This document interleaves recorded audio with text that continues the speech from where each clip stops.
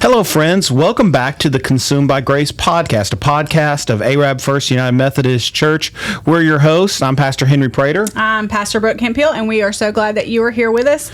We are on episode 3 of season 3 of Consumed by Grace. So we're excited that you're here. You know, we need one more 3. 333. 333. But right now we've got 2 of the 3. I'll figure it out in a Of minute. 3, and we'll come there. Today, not just today, but this whole season, rather, we are talking about the Bible and kind of digging deeper into what the Bible is and how we read it. We've been talking about versions. We went over a little bit of the history of how the Bible came together. And today we're going to talk about genre. And we're going to talk about genre by way of kind of an intro into a big fancy word that you'll hear in biblical studies. You hear it in seminaries and colleges, different ones, and it's one of those 25-cent words. It's hermeneutics. Hermeneutics. Good one. My first exposure to hermeneutics. I will probably stop and pause every time I say that. I'll tell you a quick story from seminary. I began seminary and I took a class called Intro to the New Testament. Very appropriate for your first semester in seminary.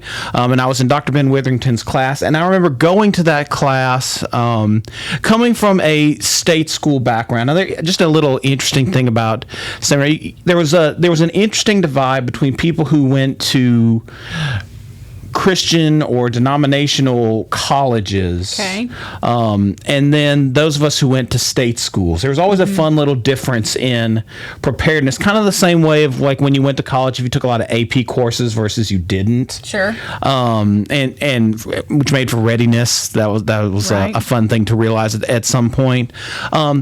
But he got in there and started talking about things and expectations, and I spent far more time lost than I would like to admit. I was way out of my depth, even, having taken a few mostly history-related courses of the church and a couple other things in college. So it was after that, and after I finished my morning schedule of classes, I went and got the second most important book of my seminary career. Now, obviously, the Bible is the most important book you get. The second most important book I got was a pocket dictionary of theological terms. Love it. And what it says is over 300 terms clearly and concisely defined. Great. Whenever you have a thing and you don't know about it, look it up here. So I'm going to use this to jump us off today, because hermeneutics, that's a big word. What does that word mean? Why don't you tell us? I'm Henry? going to tell us, and I'm going to read straight from this book. It is the discipline that studies the principles and theories of how texts ought to be interpreted, particularly sacred texts such as scriptures. Hermeneutics also concerns itself with understanding the unique roles and relationships between the author, the text, and the original or subsequent readers.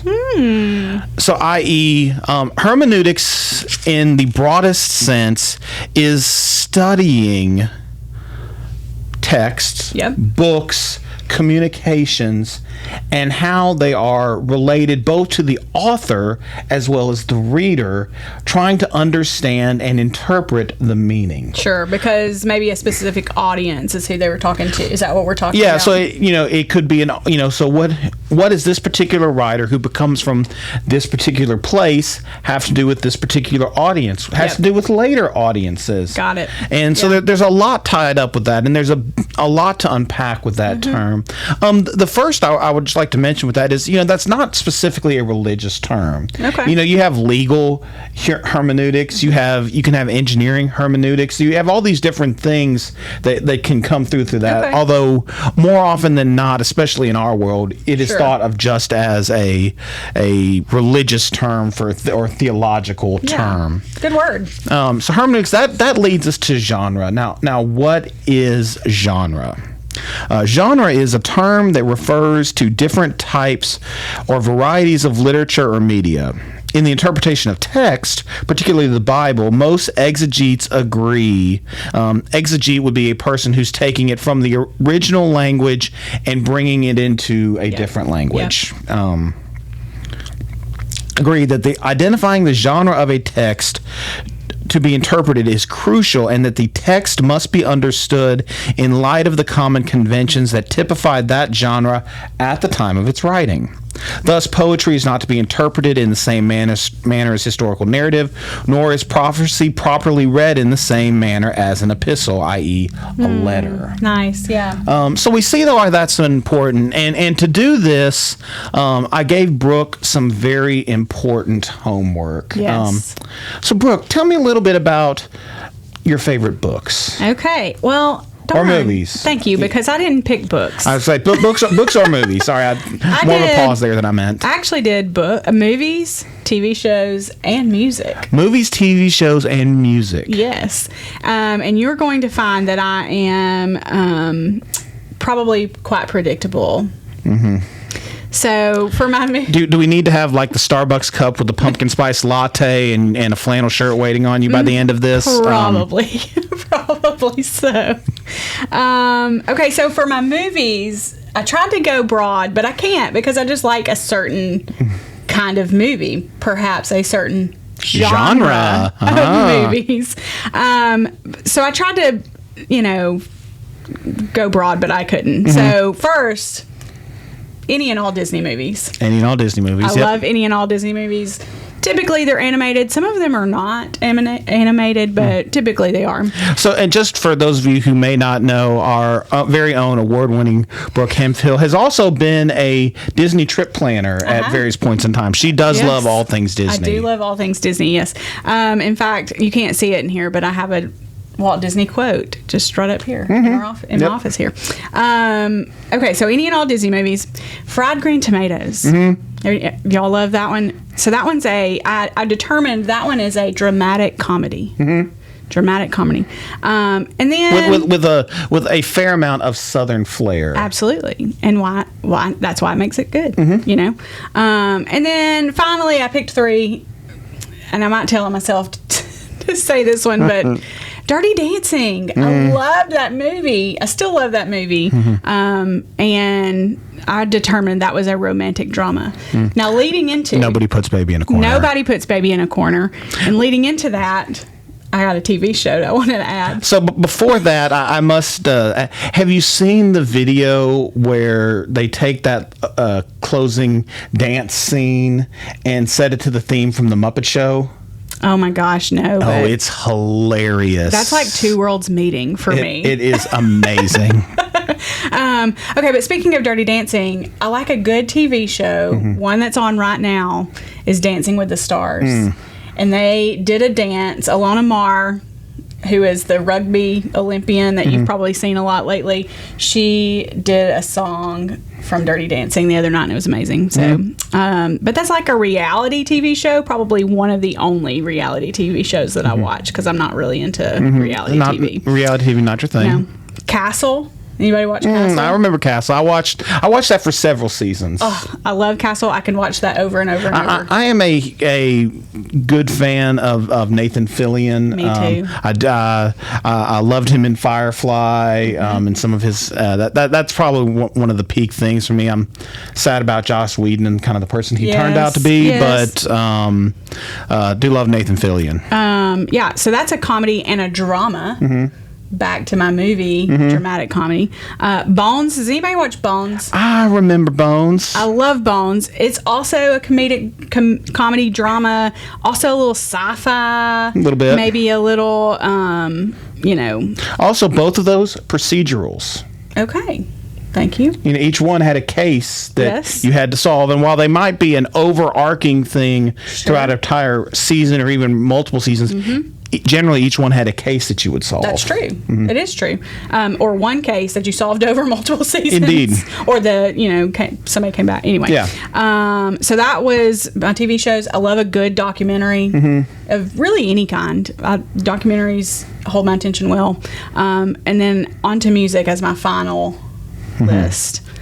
I'm a Swiftie. Y'all know that about me. And if you don't already know that about me, now you do. You and my wife. I love Taylor Swift. I think she's amazing. But that's in the pop genre of music. I also love good 90s country. I'm telling on myself again, I don't love new country these days, but I love 90s country. And then I listen to Christian worship a lot too, just by virtue of, what we do, who we are, that kind of thing. So the question I asked based on hearing those things is, how do you choose? Well, I choose one, and it seems obvious, but what I like, what speaks to me. Well, no, let me dig down. How do you choose what you will listen to or watch at a particular time? Or are these things you can just come back to time and time and again? I guess it's available to me. Is that what we're trying to? No, not necessarily. I feel like you're trying to get an answer, and I'm not giving it. That is okay. You pick what might speak to you as a person, what you're wanting to be drawn out of. Like, for instance, what would make you choose, say, to watch Dirty Dancing over a Disney film, or vice versa? Yeah, I'm vibing with a Dirty Dancing theme or genre at that time, maybe. Like I want to feel something. You want to feel something in particular, because those things, when you're put in that particular category, are designed to make you feel something, are designed to listen to response. You might watch Fried Green Tomatoes when you want to laugh versus Dirty Dancing when you actually are feeling like you want to be moved. Sure. Yeah. Okay. I'm with you now. Very true. And that's the whole thing behind genre. And you'll see some of the things Brooke even highlighted you could call genre bending, because they will bring in various different elements of a genre.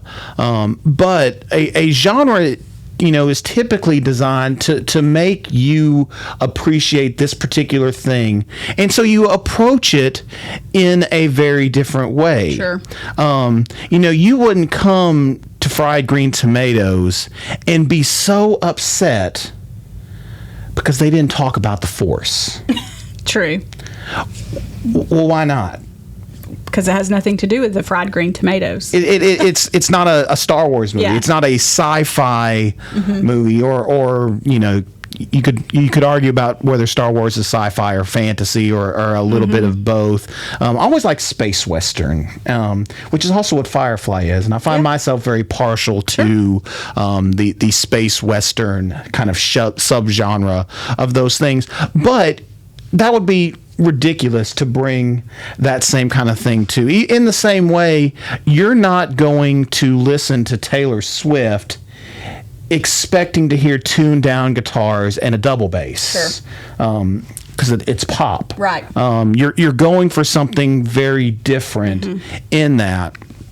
And the reason why we're talking about this, and also being, in some fun and silly ways, is the Bible, as we've discussed, is not one book.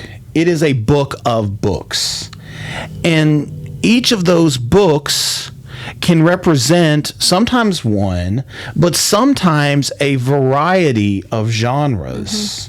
And it's unfair of us to bring our expectations of a particular style of reading into a book that's not bringing that. Yeah. You should bring a different style of reading to the Psalms than you would to the Proverbs, than you would to the Gospels, than you would to the book of Revelation. Because each of those are representing something a bit different. The Psalms are it's the worship book of the Hebrew people, of the Jewish people, of now those of us who are Christians that hold on to the sacredness of the Old Testament. That's different than the Proverbs, this collection of wisdom that is meant to inspire and challenge, sometimes to make you think, especially when you get to one of those passages where it says one thing and in the very next one it seemingly contradicts it. Yes. Maybe that's trying to give you a commentary on the limitations of human wisdom, which is different than the Gospels, which are a historical narrative, which is different than Revelation, which is some combination of prophetic and apocalyptic literature. All of those things are very different, and it's worth remembering that.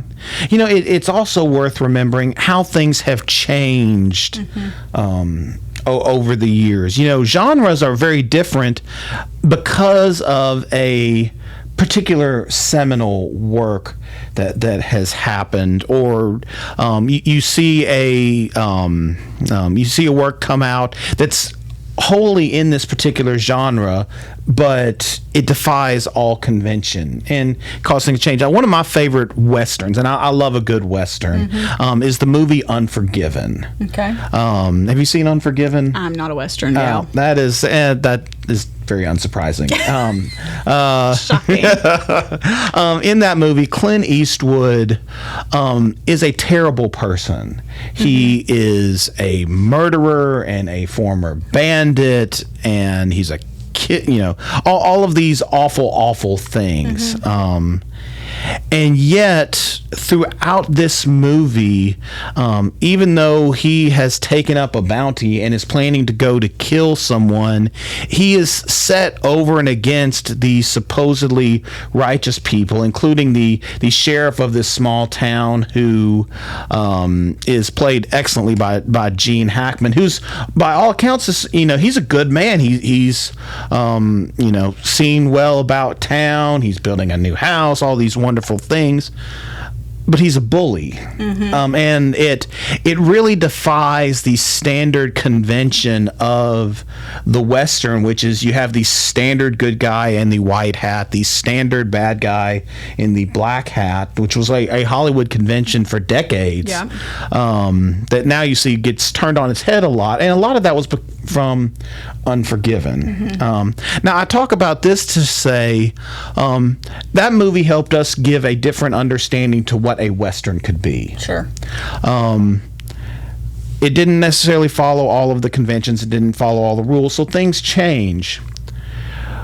How we understand genre and style now is different than how genre and style were understood at the time of the writing of the Bible. If you think about it, that's 2,500 years of history to when some of this was written. There are different attitudes towards history. So you can't look at something that might be a biography that was written, in 80 AD and look at it the same way as a biography that's written now. Sure. Life is totally different. Life is totally different. Now, you could say the same thing, even as today, they have a particular story and point they're trying to make. But it's not always the same. You mentioned how much you love documentaries, and that makes me think, a documentary is trying to tell a story, but and some documentaries, they'll even say, it's based on this or it's based on that. But each documentary has a bias. Oh, yeah. And it has a bias from what it's chosen to include or not include. Yes. Some of our biblical books are like that. In the historical books, when you think about Joshua through 2nd Chronicles, those are historical based, but they also made decisions by what they chose to include or not include. The Gospels, they have a particular point of view. These are written to tell the story of Jesus and to convince you that he's the Messiah. Right. That's not unbiased. Sure. And we shouldn't expect it to be unbiased. Yeah. But it's important to understand those bits and pieces of genre so that we can temper our expectations and we don't expect the Bible to answer or behave in such a way that it wasn't written to behave. Yeah. So how do we approach the Bible with genre in mind? How do we actually put into practice what we're talking about? That's a good question. So thinking about that, when you're taking that, like to me, Revelation is one of the big things where this comes up. The book of Revelation. The book of Revelation was a apocalyptic, in some cases prophetic book that was meant to give hope to a people in a particular time, in a particular place, under persecution. What that means is it used imagery and language to communicate a truth that doesn't necessarily have to be taken literally to be truthful and meaningful. And to me, I think that's the biggest thing to understand is by understanding the genre, by seeking to learn about what the genre is, we're not going to waste a lot of time in the book of Revelation trying to figure out, okay, well, when does the tribulation start? Well, when does this happen? Well, who is the Antichrist? That's not the point of the book. Well, and we see conversations in our world a lot about, we making assumptions about when the end times will come, who the Antichrist is. I mean, we see all that in conversation from religious leaders. We hear it in our everyday conversation. Well, I don't, but some people might hear it in everyday conversation, see it on, especially in a digital age that we live in now. You see videos come across your Instagram feed or your social media pages, claiming to know what all these things are. And that's what we're talking about. We're not approaching this book with, the goal to find out or to, figure out what all these things are. We approach the book with the idea that we're trying to understand, not necessarily decide. Sure. And there are people who are going to disagree with a literal reading. They think that is the best way, and you know what? That's okay. I think we could still be in good relationship and agree to disagree on that. In my opinion, that's not taking the genre of that book as seriously as we should, because it's asking of that book something different than what would be expected by the author who wrote it, who was inspired by God to read it, and by the people who would have been reading it and getting the hope from it originally.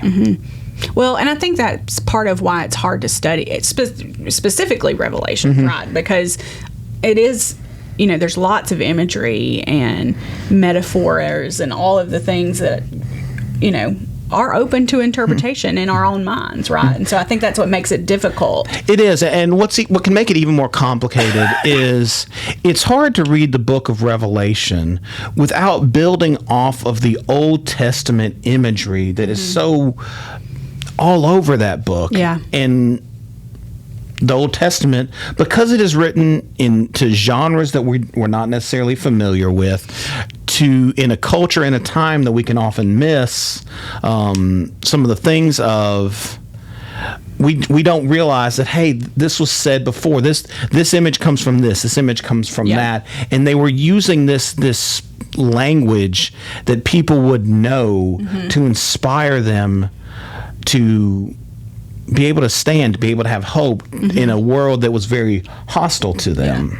And so I think what we're saying is when we approach the Bible and are ready to dig in, to dig a little deeper than maybe we are used to doing, or, it's not a surface level thing. I think what we're saying is that we have to approach it with genre in mind. That is one of the many things that we need to keep in mind. And so if you, because I think a lot of us grew up in a very, hey, we just read this and we read it literally. Yeah. And then we get confused, and then we get frustrated because we don't know what to do with it. And to me, learning to take some of these things into account. For instance, I'll give you an example. We all know the parable of the rich man and Lazarus. That Jesus told, and for a lot of us, that gives us a very scary picture of what hell is, right? What's the problem with that? What is that story? It is literally a parable. Right. Yeah. What does that mean? It's a story. It's something that Jesus was using to teach a lesson that wasn't necessarily meant to give an accurate picture of what life is like in the afterlife before his return. And it's hard for us to separate that. Now, can it be? Might there be something about that? Sure. But what Jesus is more trying to do is get people to understand, like, hey, you've got Moses and the prophets, you should believe.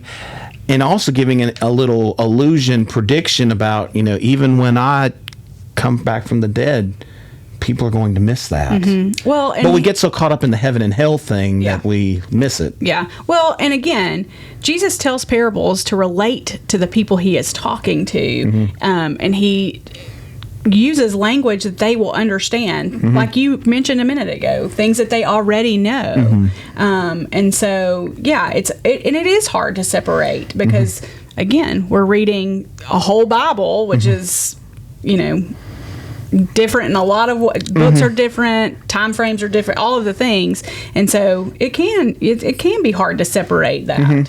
And so I think what we are saying though is that we approach it when we go to study our Bibles, that we approach it in a way that we can't go. I'm going to say this: we can't go into it thinking we know everything about it. Absolutely.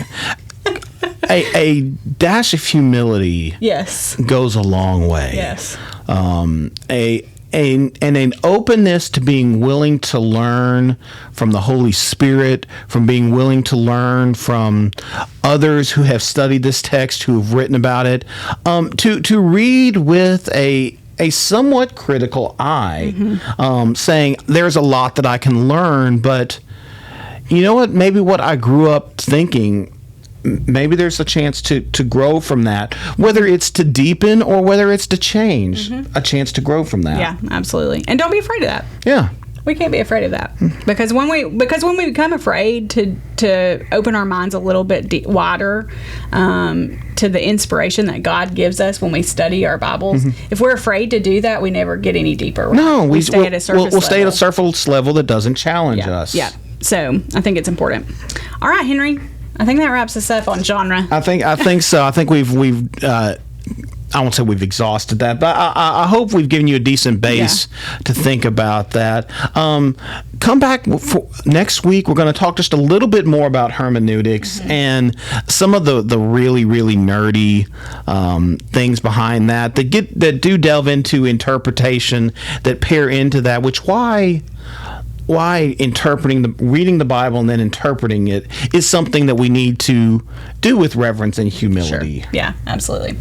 All right, that's it for today. Find us in all the places that you can find us, which is YouTube, Facebook, Spotify, Apple Podcasts, podcast platforms that we don't even know about, I'm sure. There's probably one or two out there. If you've enjoyed what you have, like and subscribe. Maybe even give us a share with a friend to help us continue to grow, so that we can let more people know that, hey, we can learn about our faith. It doesn't have to be a scary thing, and it is something for all of us, not just maybe someone who went to seminary or even studied it in college. Yeah. Well, if you have any questions, you drop them in the comments. Let us know that you're here, and we will see you next week on Consumed by Grace. Bye, y'all. Bye.